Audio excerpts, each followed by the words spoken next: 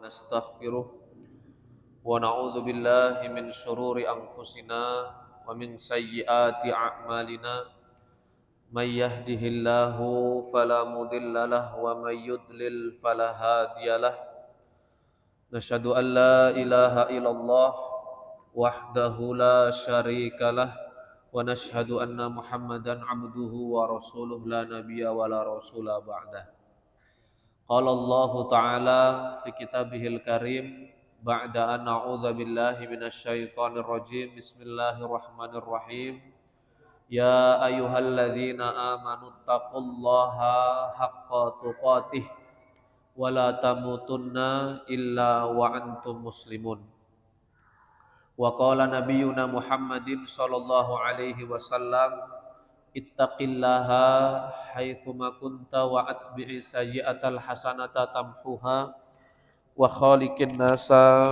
bi khuluqin hasanin amma ba'du. Fa ya ibadallah ayyuhal muslimun ittaqullaha haqqa tuqatih wa la tamutunna illa wa antum muslimun amma ba'du. Para jamaah, Bapak Ibu, adik-adik semuanya yang dimuliakan oleh Allah, marilah malam hari ini kita memanjatkan puja dan puji syukur kepada Allah dengan mengawali perjumpaan kita dengan kalimat Alhamdulillahi Rabbil Alamin.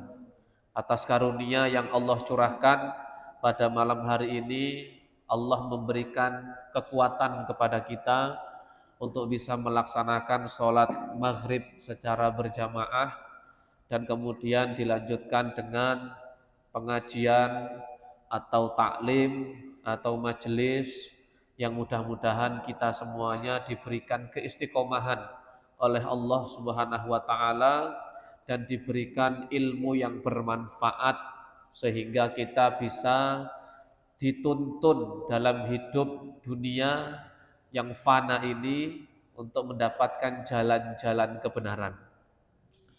Kemudian yang kedua, sholawat beriring salam, marilah kita haturkan kepada junjungan alam, beliaulah suri tauladan kita, idola kita sampai hari kiamat, idola kita yang kita nanti-nantikan syafaatnya, beliaulah Nabi kita, Nabi Muhammad sallallahu alaihi wasallam. Yang mudah-mudahan kita semuanya bisa mencintai beliau dalam arti cinta yang nyata, bukan cinta yang palsu. Cinta yang palsu ini apa, Pak? Cinta yang hanya berhenti di lisan saja, tetapi tidak dibuktikan dengan aksi yang nyata.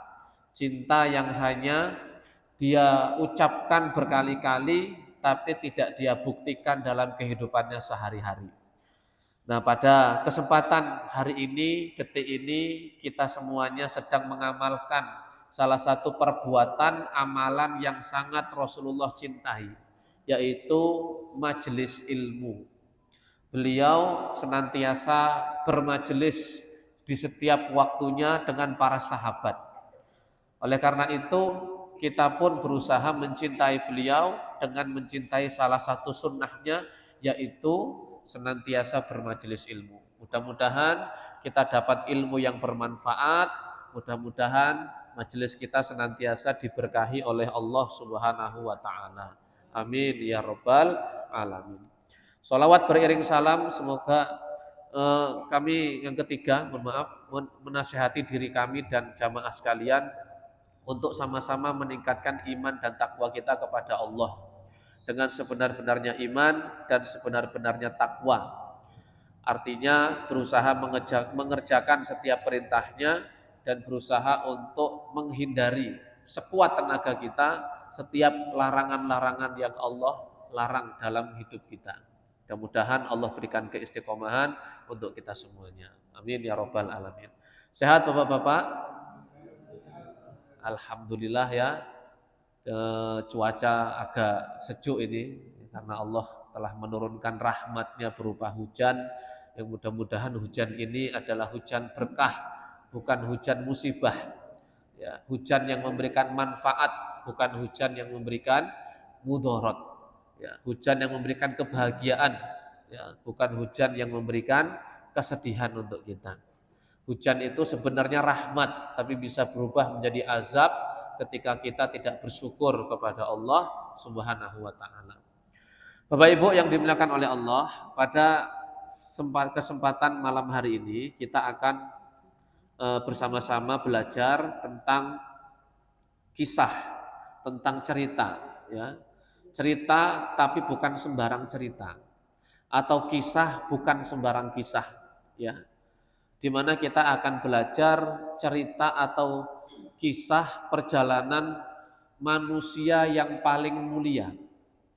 Manusia yang Allah ibaratkan, ya, sebagai penyejuk di tengah kegersangan dan kebodohan yang ada pada manusia saat itu. Ya, kisah ini memberikan banyak sekali faedah.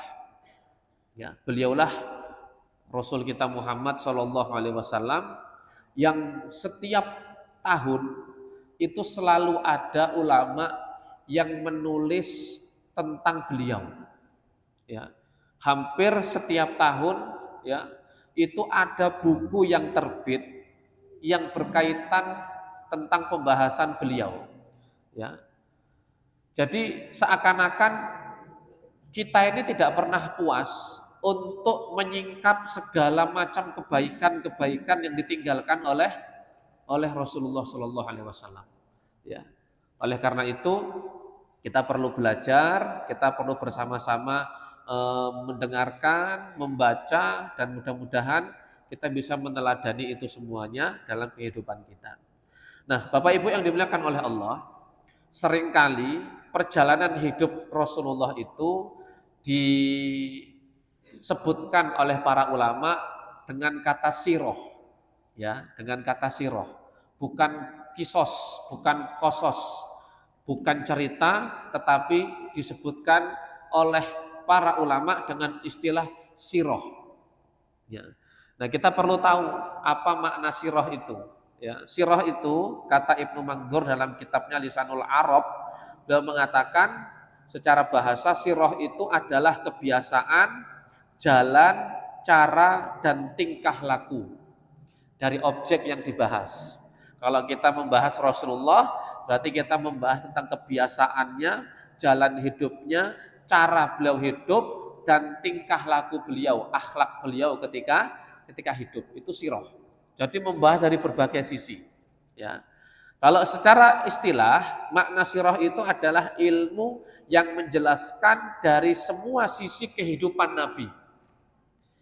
Baik beliau ketika masa kecil, ketika kepengasuhan, ketika masa remaja, atau ketika sudah mendapatkan amanah kerasulan.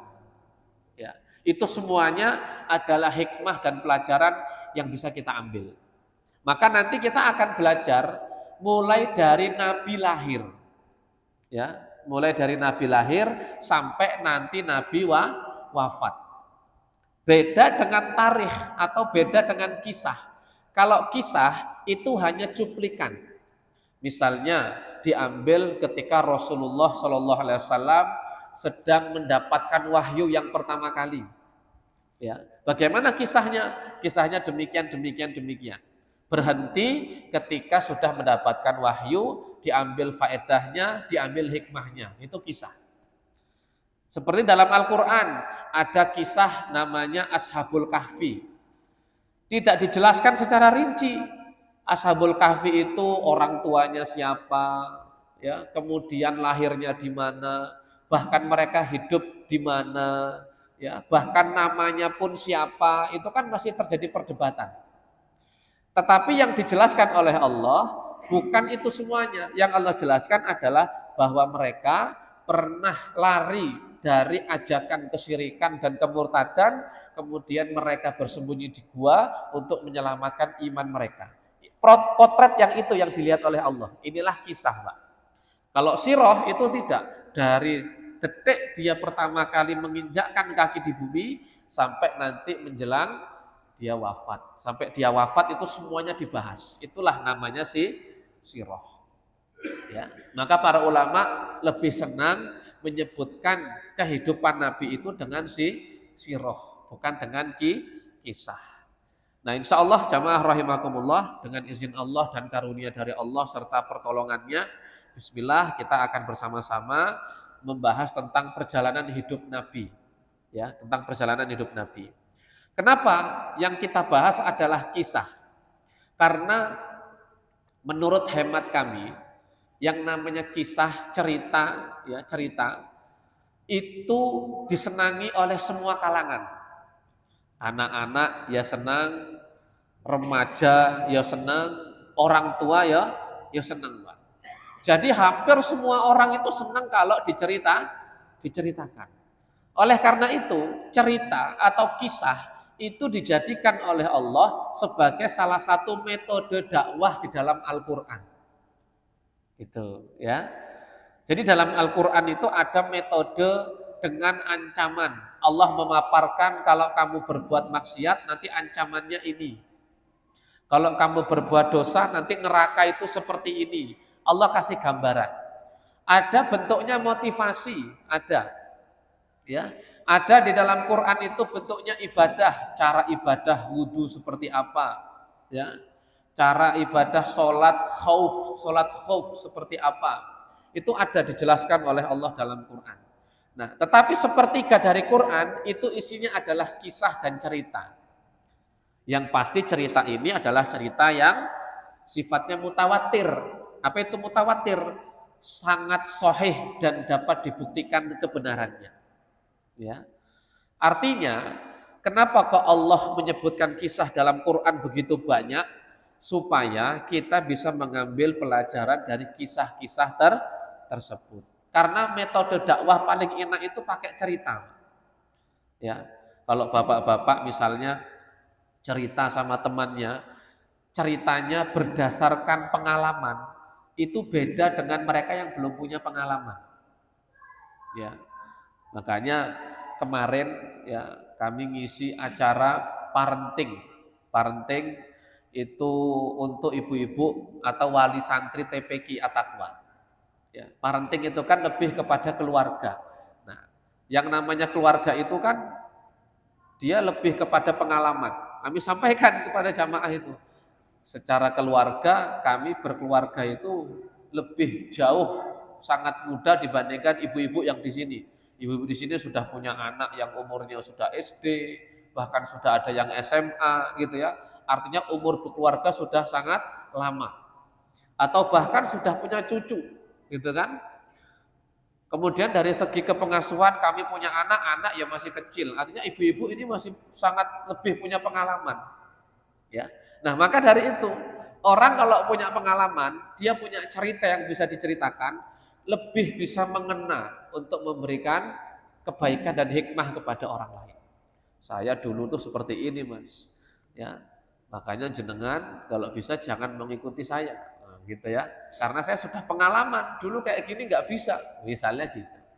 Ya, jadi kalau orang itu bercerita dengan kejadian yang nyata atau pengalaman yang dia alami, itu sentuhannya berbeda dengan yang hanya cerita-cerita yang didapat dari orang lain. Ya, jadi jamaah rahimakumullah, itulah kisah, ya, metode yang Allah gunakan dalam Quran supaya kita bisa mengambil hikmahnya. Nah, ini ditekaskan jamaah rahimakumullah di dalam surat Yusuf ayat yang ke-111 di mana Allah berfirman, laqad kana fi qasasihim ibratul liulil albab.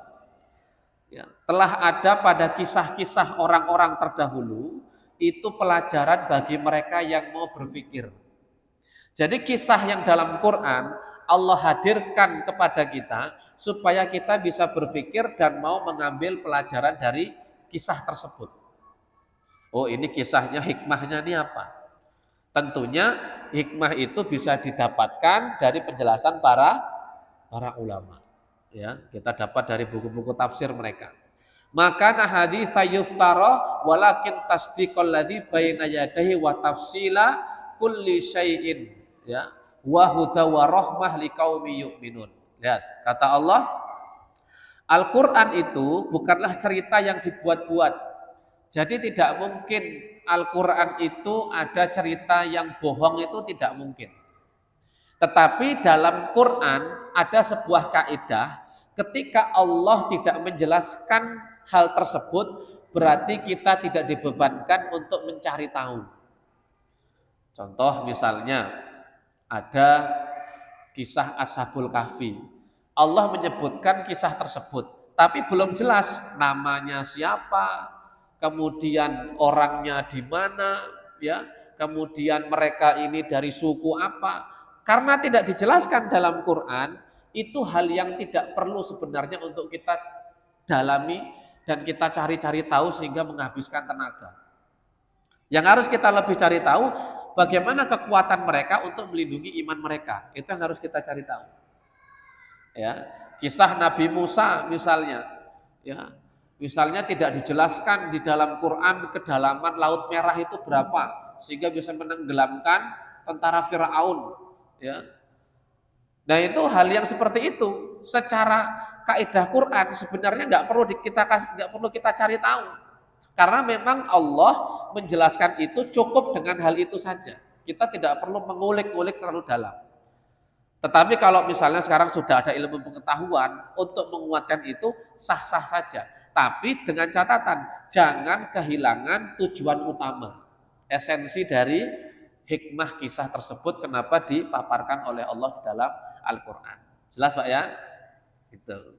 Kata Allah, Al-Quran itu bukan cerita yang dibuat-buat, ya, tetapi membenarkan kitab-kitab yang sebelumnya, ya, kisah-kisah di dalam kitab sebelumnya, dan menjelaskan segala sesuatu dan sebagai petunjuk dan rahmat bagi orang-orang yang beriman. Ya, jadi lewat kisah itu kita bisa mengambil pelajaran untuk orang-orang yang beriman. Nah, maka jamaah rahimakumullah, mau kita nasehatin anak kita, mau kita nasehatin istri kita, mau kita sedang ngobrol-ngobrol, paling enak itu kalau isinya adalah cerita. Ya. Mau kita ngasih tahu anak kita misalnya dongeng sebelum tidur, ya, kita ceritakan mereka kisah orang-orang yang terdahulu, kisah yang nyata, bagaimana para sahabat berjuang dengan Rasul, bagaimana kisah para nabi. Itu yang kalau bisa kita ceritakan. Kenapa? Karena itu kisah yang nyata. Jangan kita ceritakan mereka kisah kancil mencuri timun, Pak. Ya. Kalau kita ceritakan mereka kisah kancil mencuri timun, nanti mereka akan terframing, mereka akan berpikir kisah itu kan yang dibenarkan si kancil, ya, karena berhasil mencuri timunnya Pak Petani gitu kan, ya, sehingga nanti kalau sudah besar dia mengatakan, oh berarti mencuri gak ketahuan itu satu hal yang baik. Gitu ya. Itu kisah tuh sampai seperti itu efeknya untuk anak-anak kita. Jadi kalau misalnya sebelum tidur atau apa, kita ceritakan kisah-kisah Nabi, ya. Karena dalam Islam itu sudah lengkap. Kita tidak kekurangan potret orang-orang hebat, ya. Kalau di Barat mereka tidak punya itu, maka mereka buatlah tokoh-tokoh khayalan macam Superman yang bisa terbang, ya, Hulk yang badannya bisa besar itu. Kalau di kita nggak ada orang seperti itu, tetapi yang lebih dari itu ada. Bayangkan orang perang, ya, perang Mu'tah kalau nggak salah, 200.000 lawan 3.000, Pak. 200.000 Romawi lawan 3.000 kaum muslimin. Berarti itu 1 banding berapa itu musuhnya? 1 banding 20, ya, 1 banding 20. Itu kalau preman sekarang aja belum tentu kuat itu berantem 1 lawan 20. Tapi di dalam cerita kita, sirah kita, para sahabat pernah membuktikan itu dalam peristiwa yang nyata. Ya, artinya itu bukan sebuah khayalan. Ya, maka Islam itu tidak kekurangan potret orang-orang hebat itu enggak kekurangan kita itu. Ya. Tinggal kita ini mau menggali atau tidak, kan itu. Ya, karena yang dilihat setiap hari ya tokoh-tokoh khayalan orang-orang barat itu, maka yang melekat di benak kita ya mereka itu, ya. Maka mulai sekarang kita berusaha untuk menjadikan kisah-kisah orang terdahulu itu sebagai sebuah hal yang kita utamakan untuk kita ceritakan, kita baca dan kita ingat betul pelajaran dari mereka. Gitu ya. Jamaah yang dimuliakan oleh Allah, sirah juga atau cerita, kisah juga, ini merupakan satu hal yang dipakai oleh Rasulullah ketika peristiwa Fathul Mekah. Ketika beliau mengadakan invasi kembali ke Mekah, 10.000 sahabat bergerak dari Madinah ke kota Mekah untuk mengepung kota Mekah dari berbagai penjuru. Ketika itu Rasulullah SAW menangkap orang-orang yang dulu pernah menzolimi beliau dan para sahabat ketika masih di Mekah. Jadi yang orang-orang zalim itu, pembesar-pembesar Quraisy itu dibariskan di depan Ka'bah. Ya. Kemudian kata Nabi SAW, ya, saya akan mengatakan sebagaimana yang dulu Yusuf pernah katakan kepada saudara-saudaranya. Jadi Yusuf kan dibuang tuh Pak di sumur, ya kan, oleh saudaranya kan. Kemudian akhirnya Yusuf mengampuni saudara-saudaranya tadi. Nah, kisah Yusuf mengampuni, memaafkan saudara-saudaranya tadi itu dipakai oleh Rasulullah untuk memberikan maaf kepada orang-orang Quraisy yang dulu pernah mendolimi beliau dan para sahabat. Kata Rasulullah, mengutip firman Allah dalam surat Yusuf, la tathriba alaikumul yaum. Ya, tidak ada kesalahan bagi kalian pada hari ini, yaghfirallahu lakum. Ketahuilah bahwa Allah telah mengampuni kesalahan kalian. Ya. Jadi beliau pun dalam metode dakwahnya menggunakan kisah-kisah orang-orang soleh terdahulu untuk memberikan kebaikan kepada kita yang sekarang. Gitu ya. Rasulullah SAW telah mencontohkan kita itu. Maka jamaah rahimakumullah, alangkah baiknya ketika kita berusaha juga menggali ya tentang siapa sih Rasulullah itu, bagaimana kebiasaan beliau, bagaimana sejarahnya, sehingga ketika kita mengenal beliau, kita akan tambah cinta dan tambah sayang. Karena kalau pepatah mengatakan apa? Tak kenal maka tak sayang, gitu ya. Makanya kalau kita nggak cinta sama Nabi karena kita kurang kenal sama beliau, kan gitu. Saya lihat di video itu di media sosial itu Pak, ada orang orang stand up komedi dia ya. Itu kalau baca sirah Nabi sampai nangis. Itu kan, karena menggambarkan sosok beliau yang luar biasa ya. Nah ini perlu kita sama-sama gali supaya kita bisa mendapatkan kebaikan. Baik, jamaah yang dimuliakan oleh Allah Subhanahu wa taala, kitab yang akan kita pakai ini adalah kitab Khulasah Nurul Yakin. Insyaallah bukunya tipis ya, tetapi ada 3 jilid. Ini jilid 1, jilid 2, jilid 3 nanti ada. Nah, ini khulasah itu artinya rangkuman. Ya, rangkuman dari kitab Nurul Yakin. Sebenarnya ada kitab Nurul Yakin yang tebal, ya. Ini dikhulasah atau dirangkum supaya kita bisa mendapatkan poin-poin dari yang dimaksud oleh penulis dalam kitab tadi. Nanti kita akan baca nih pembukaannya, siapa pengarang kitab itu dan kemudian apa tujuan beliau menulis kitab ini, gitu ya. Baik, bismillahirrahmanirrahim. Belum biasa para ulama ketika menuliskan buku-buku mereka mengawali dengan kalimat bismillahirrahmanirrahim. Beliau berkata, pengarang, alhamdulillahilladzi hada ibadihi biqisasil ghabirin. Segala puji bagi Allah Subhanahu wa taala yang telah memberikan petunjuk kepada hamba-hambanya dengan kisah-kisah orang-orang soleh terdahulu. Jadi beliau memuji yang pertama kepada Allah, bagaimana Allah telah menghadirkan kisah-kisah orang-orang terbaik kepada kita.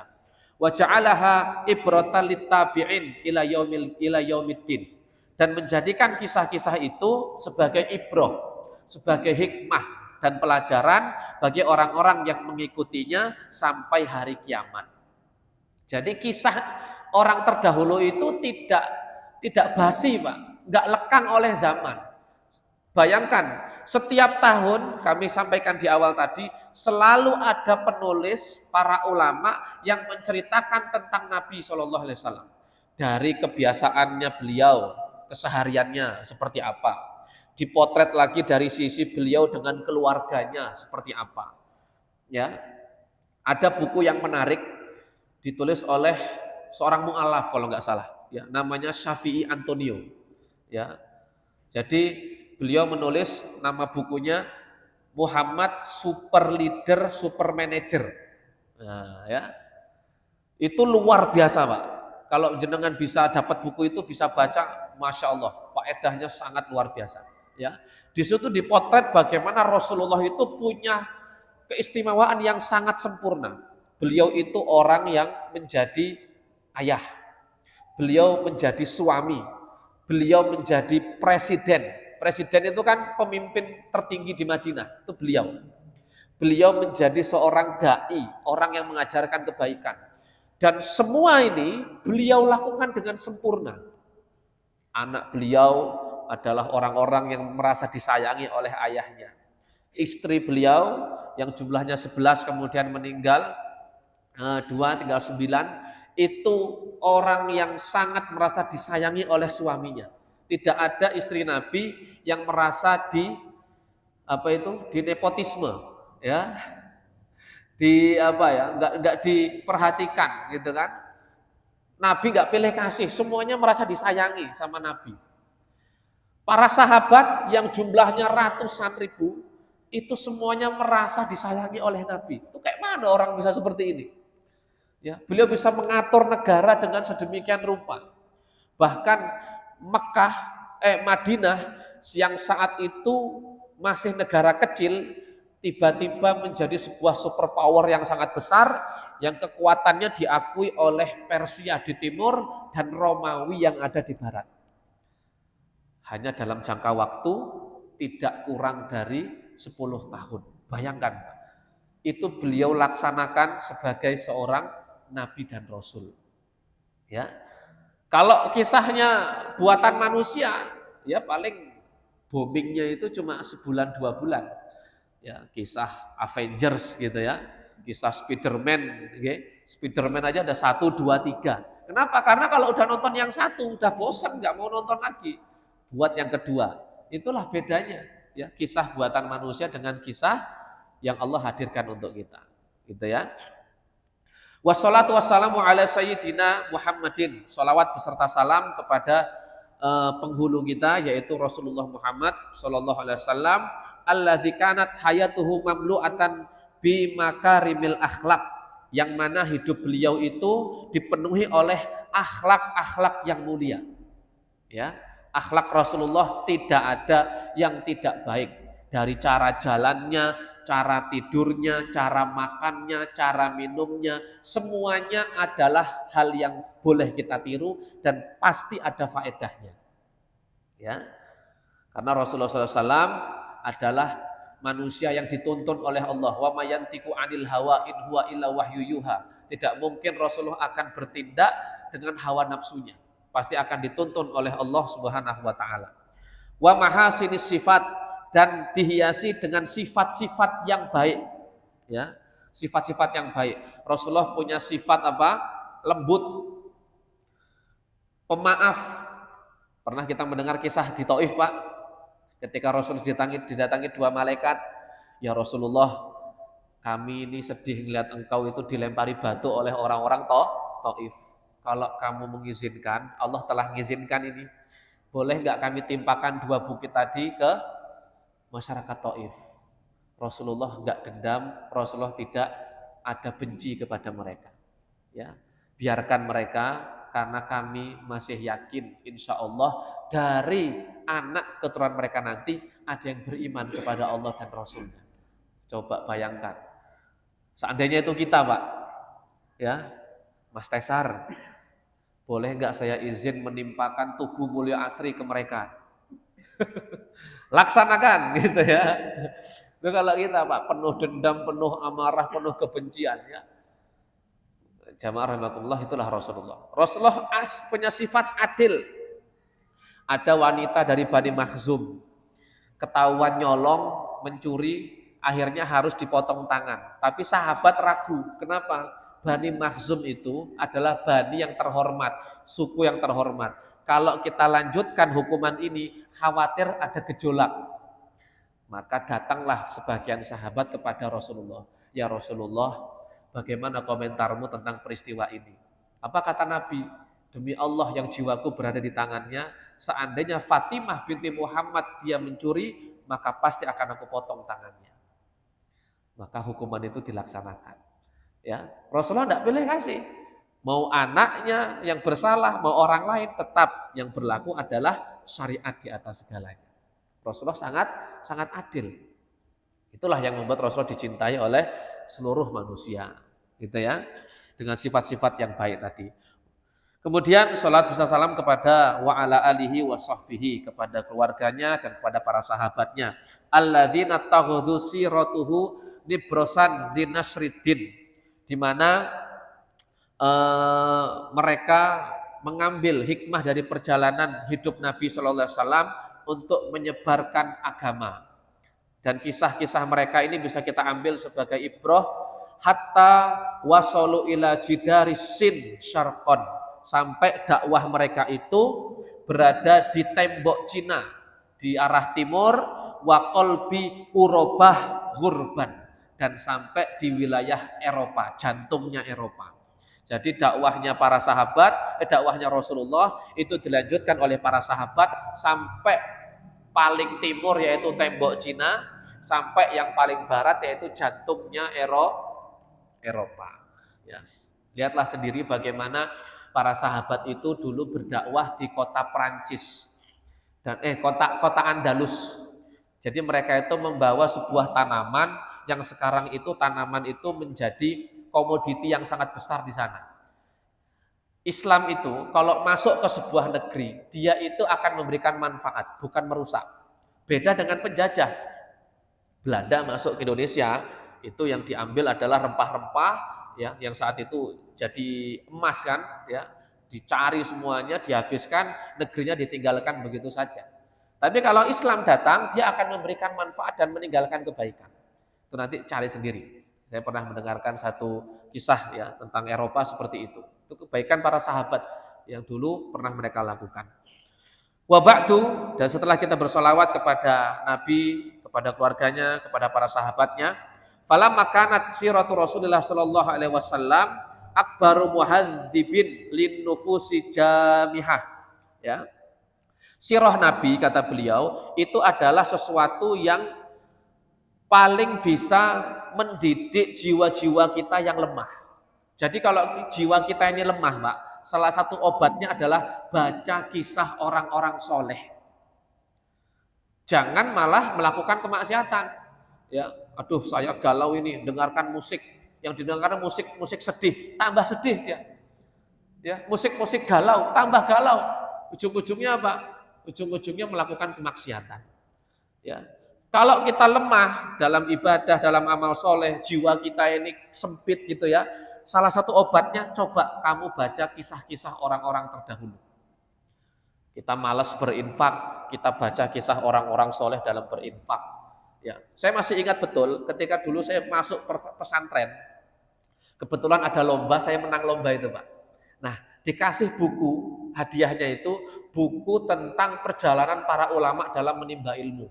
Saya ingat betul ada kisah ulama itu saking panjangnya perjalanan dia dalam mencari hadis, karena dulu nggak ada kendaraan kan, ulama itu sampai kencing darah. Karena begitu panjangnya dia dalam berjalan kaki hanya untuk mencari hadis, sampai kencing darah. Ya. Kenapa kok dikasih di awal? Saya baru ngeh ketika sudah menjelang akhir, ternyata Ustadz menginginkan supaya saya semangat di awal dalam belajar. Jadi ketika futur, ketika putus asa, lemes belajar, baca buku itu semangat lagi. Kita nggak perlu sampai kencing darah, tidak perlu sampai sakit-sakit ya. Bahkan ada yang sampai mohon maaf minum kencingnya sendiri. Ya, kenapa? Karena memang sudah nggak ada bekal, sudah nggak ada air. Ya. Kalau minum, kan kencing itu haram sebenarnya kan, nggak boleh diminum kan. Tetapi sesuatu yang haram itu boleh dilakukan dalam kondisi yang mudhar, ya, dalam kondisi yang darurat. Jadi kita di hutan, nggak ada bekal, kita ketemu ular ya boleh makan ular. Ya kita ketemu mohon maaf babi ya boleh makan babi. Yang penting tidak sampai kenyang, sampai lain cerita itu ya. Itu ya. Kaidahnya dalam kaidah fikih ya, ad-daruratu tubihul mahdzurat, itu kaidahnya. Sesuatu yang darurat membolehkan ya hal-hal yang dilarang. Baik. Wa a'dzama madrasatin, dan sirah itu merupakan satu pendidikan yang sangat besar. taghrisu fi nufusin nasil imanil qawi, yang akan menanamkan pada jiwa-jiwa kita keimanan yang sangat kuat. Wa asi'atahus sihah, wa asi'atahus sahihah, dan sinarnya akan kebenaran itu merupakan sinar yang sangat benar, sinar yang sangat sahih gitu ya. Wa quwwatul iradah wal istimsaki bil haq. Kekuatan apa itu? Iradah itu semangat ya, semangat yang sangat kuat, kemudian teguhnya Rasulullah dalam memegang kebenaran. Itu bisa kita jadikan sebagai pelajaran. Wa tahali bi asrafil akhlak, dan menghiasi dirinya dengan akhlak-akhlak yang mulia. Wa akramal hisal, dan senantiasa menghiasi dirinya dengan kemuliaan-kemuliaan sifat. Nah, ini alasan beliau nih, kenapa kok beliau merangkum buku ini. Ra'aitu, aku melihat an ulah khisa litalamid al-madrasati al-ibtidaiyah durusan min siratihi sallallahu alaihi wasallam. Tujuanku ya untuk merangkum pelajaran sirah sebenarnya adalah untuk memudahkan murid-murid ibtidaiyah. Sekolah ibtidaiyah itu berarti anak-anak SD. Ya. Untuk apa? Untuk belajar sirah Nabi, untuk belajar kisah Nabi. Bilughati yashulu 'alal muallim, dengan bahasa yang memudahkan para pengajarnya untuk mengajarkannya. Wa 'ala tilmizi fahmuha, dan untuk murid-murid memahaminya, wa natqu biha, dan untuk mengucapkannya. Jadi beliau itu berusaha mengubah dari buku yang tadi bahasanya susah, dirubah, dirangkum jadi bahasa yang mudah dipahami. Wa qad ihtartu minal kutubi tarikhiyah kitab Nurul Yakin fi Sirati Sayyidil Mursalin. Dan aku telah memilih di antara banyak buku-buku sirah, buku-buku tarikh, yaitu satu kitab yang judulnya Nurul Yakin ala Sirati Sayyidil Mursalin. Ya, nama bukunya Nurul Yakin, perjalanan penghulu kita yang mulia, yaitu Rasulullah Sallallahu Alaihi Wasallam. Ta'liful almarhum al-Khudari Bik. Jadi buku ini aslinya dikarang oleh seorang ulama, namanya adalah Al-Khudari Bik. Ya, Al-Khudari Bik itu nama pengarang kitab ini. Li'iktimadihi fi riwayati ala Quran wal hadis. Kenapa beliau memilih buku itu? Karena buku itu menyandarkan setiap kisah yang ada di dalamnya dengan riwayat-riwayat yang berdasarkan dari Quran dan hadis. Jadi bukan kisah-kisah Israiliyat, bukan kisah-kisah Bani Israel, bukan kisah-kisah khayalan, tapi kisahnya disandarkan dari Quran dan hadis. Wa syahratihi bainal am wal khos. Dan beliau adalah orang yang populer di tengah-tengah orang-orang umum dan orang-orang awam. Jadi pengarang itu memang terkenal dengan orang yang sudah terkenal keilmuannya dan kebaikannya. Nah, ini mukadimah kita, jamaah rahimakumullah, tentang sirah Nabi Sallallahu Alaihi Wasallam. Jadi insya Allah pertemuan selanjutnya kita akan membahas kitab ini. Ya, kitab ini belum ada terjemahannya, tetapi kalau di Google kayaknya sudah ada. Ya, coba jenengan cari terjemahan kitab Nurul Yakin, terjemah Khulasah Nurul Yakin PDF. Insya Allah sudah ada. Nanti teks Arab dan terjemahannya. Kalau yang sudah dibukukan kayaknya belum ada. Demikian mungkin yang bisa kami sampaikan. Kurang lebihnya mohon maaf, kepada Allah kami mohon ampun. Mudah-mudahan Allah memberikan keistiqomahan untuk kita semuanya. Mari kita tutup dengan kalimat hamdalah dan doa kafaratul majlis. Subhanaka Allahumma bihamdika nasyhadu an la ilaha illa anta astaghfiruka wa atubu ilaik. Jika ada salah kepada Allah kami mohon ampun, kepada jamaah sekalian kami mohon maaf yang sebesar-besarnya. Kami akhiri wabillahi taufiq wal hidayah wa ridha wal inayah. Wassalamu alaikum warahmatullahi wabarakatuh.